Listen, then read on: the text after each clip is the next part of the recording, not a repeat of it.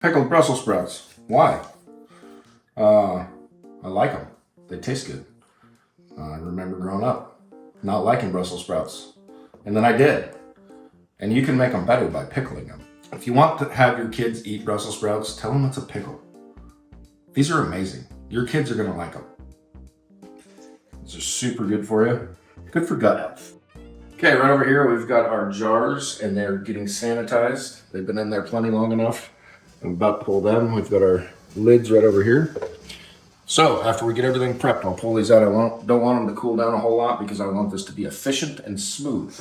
We've got some of our Brussels sprouts cut up already. All we're doing with these is cutting the ends off, splitting them in half. If you want to, you could quarter them. That's completely up to you.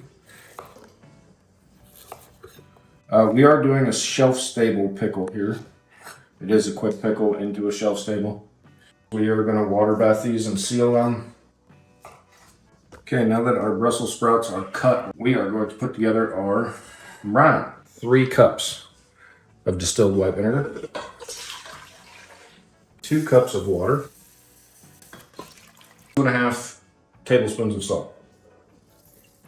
I want a little sharper flavors, so I'm not going to just boil all of my aromats. We're going to get that on high, and we just need that salt to get dissolved. I want that to get to a boil. These are going to be hot. We're going to pull these over here right now. We're going to get them ready to stuff.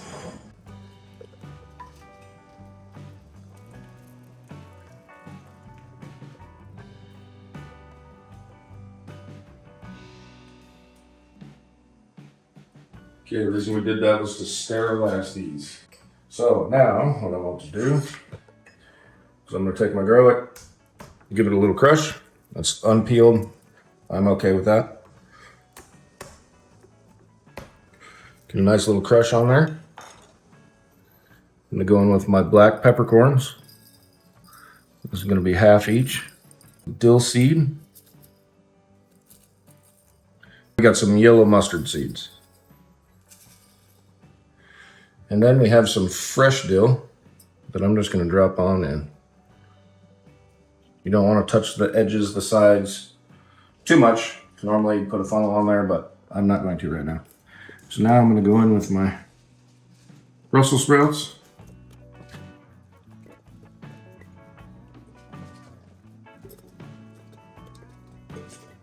And remember, this is a canvas. If you want to add some spice to it, add some spice to it.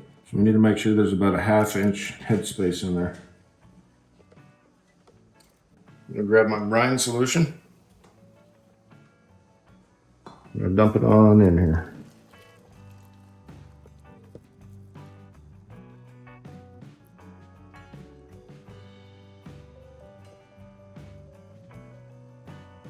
Okay, now you want to run down and make sure that there's no bubbles around the edges. The reason you get the bubbles out is to prevent spoilage for one, but then it's also to prevent potential breakage, explosion. Gases expand.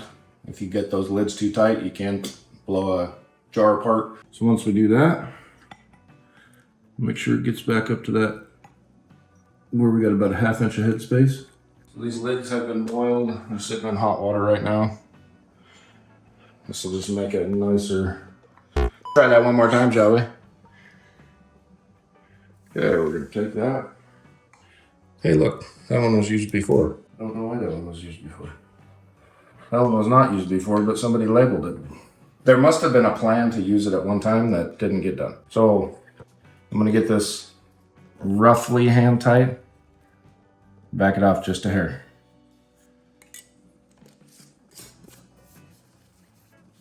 You'll know how tight you need to make them after you've done it a few times. These are gonna go back in this water, and these need to be under, they need to be under about 1 inch. And then these need to boil for about 15 minutes.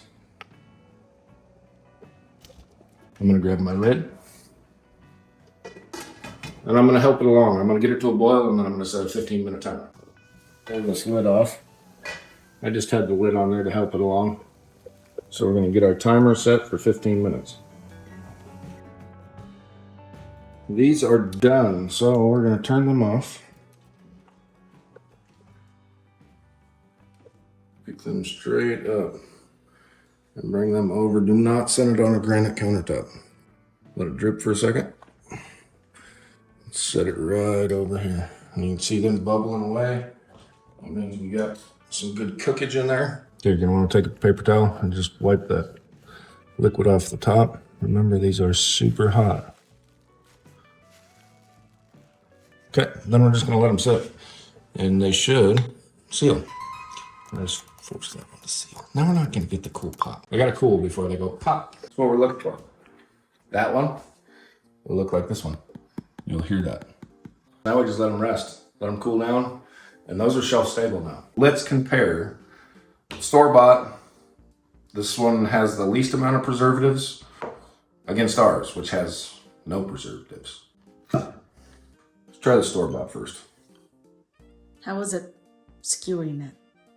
Was it easy? These ones are a little firm. Let's see. It's very, very pickly. This has a better odor to me. I don't want to eat it. I'd drink that juice. Let's do a comparison. It tastes okay. Nothing fancy. These ones are definitely a little firmer. Let's give them a try.